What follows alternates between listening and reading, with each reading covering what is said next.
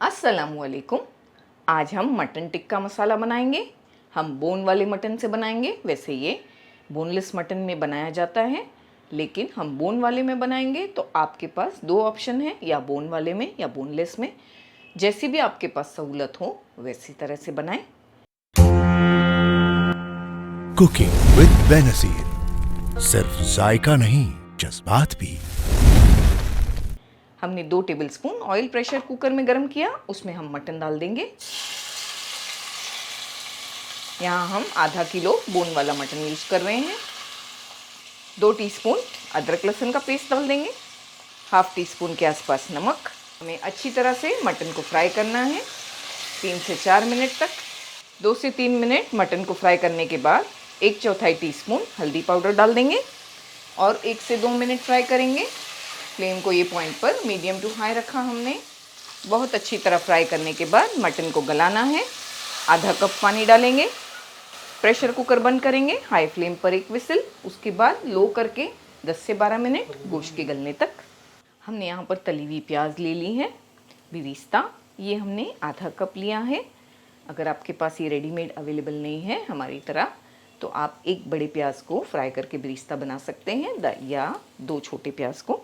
इसमें हम दही डाल देंगे। तो यहाँ हम 3 टेबलस्पून भरकर दही यूज़ कर रहे हैं। कुछ मसाले डालेंगे। 2 टीस्पून धनिया पाउडर, 2 टीस्पून मिर्ची पाउडर, 1 टीस्पून ज़ीरा पाउडर, 1 पिंच के आसपास हल्दी पाउडर भी डाल देंगे। 5 से 6 पीस काजू के भी हमने लिए, थोड़ी देर पहले भिगाया था, ये भी डाल देंगे। बड़ी साइज़ के यूज़ किए हैं 5 से 6, साइज़ छोटी हैं तो वो हिसाब से यूज़ करें। थोड़ा नमक भी डालेंगे, मटन में भी डाला था थोड़ा, इसमें भी डालेंगे हाफ टी स्पून के आसपास। थोड़ा हरा धनिया भी डालेंगे और सारी चीज़ों को मिक्सर ग्राइंडर के जार में डालकर अच्छा सा ग्राइंड कर लेंगे। ज़रूरी लगेगा तो पानी भी डालेंगे। एक वोक में 3 से 4 टेबलस्पून ऑयल ले लेंगे। मटन एक साइड पर गल रहा है, हमने बहुत सारी तैयारियां कर ली। ये सारी तैयारियां करके हम बाद में मटन को भी चेक करेंगे। ऑयल को अच्छा सा गर्म करेंगे। 1 टीस्पून भरकर चॉप किया हुआ लहसुन डाल देंगे। हल्का गोल्डन होने तक लहसुन को भून लेंगे। लहसुन का कलर हल्का हल्का गोल्डन हो गया है। 2 टमाटरों की प्यूरी मिलाएंगे। बस 2 मीडियम साइज़ के टमाटर लेकर हमने मिक्सर में डाल दिया, ग्राइंड कर लिया। हाई फ्लेम पर 2 से 3 मिनट इस तरह चलाते हुए पकाएंगे। टमाटर को भूनने के बाद बिल्कुल लो फ्लेम कर दिया हमने। वो सारा मसाला जो हमने ग्राइंड किया है वो डाल देना है। मिक्सर ग्राइंडर के जार में हमने पानी भी डाला, ये भी डाल देंगे। 1/4 कप के आसपास पानी है ये। मसाला डालने के बाद हमें इसे बहुत अच्छी तरह भूनना है। कम से कम 8 से 10 मिनट इसे भूनना है। पहले हाई फ्लेम पर इसे बॉईल होने देंगे, तब तक हम इसे इस तरह चलाते रहेंगे ताकि दही जो है वो फटे नहीं। हाई फ्लेम पर इस तरह से हमने इसे अच्छी तरह पकने दिया।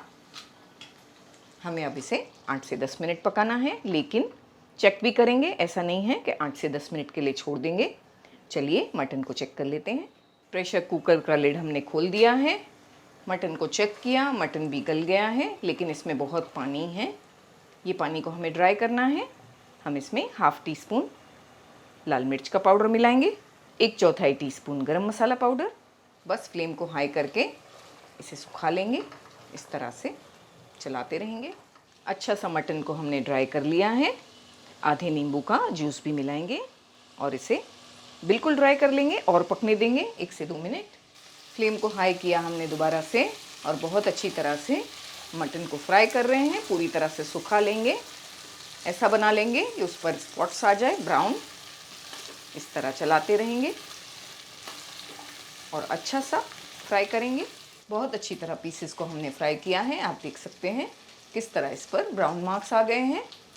ऐसे ही फ्राई करना है हमें। फ्लेम को बंद करेंगे, चेक करेंगे हमारा मसाला भुना गया है कि नहीं।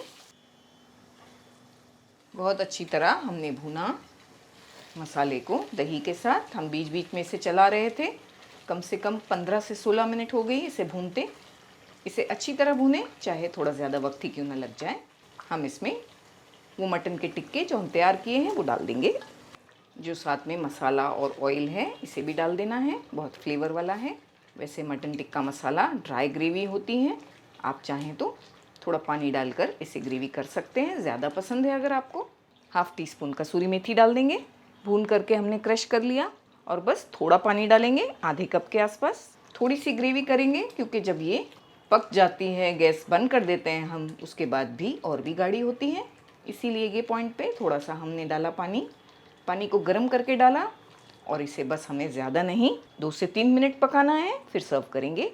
2 से 3 मिनट हो चुके हैं, परफेक्ट कंसिस्टेंसी आ गई है ग्रेवी की, ऐसी ही चाहिए थी हमें। ये पॉइंट पर आप चाहें तो इसमें थोड़ी फ्रेश क्रीम ऐड कर सकते हैं। बस हम फ्लेम को बंद करेंगे, हरा धनिया डालकर इसे सर्व करेंगे। थोड़ी देर ऐसे ही रहने देंगे, एक 10 मिनट कवर करके बाद में सर्व करेंगे।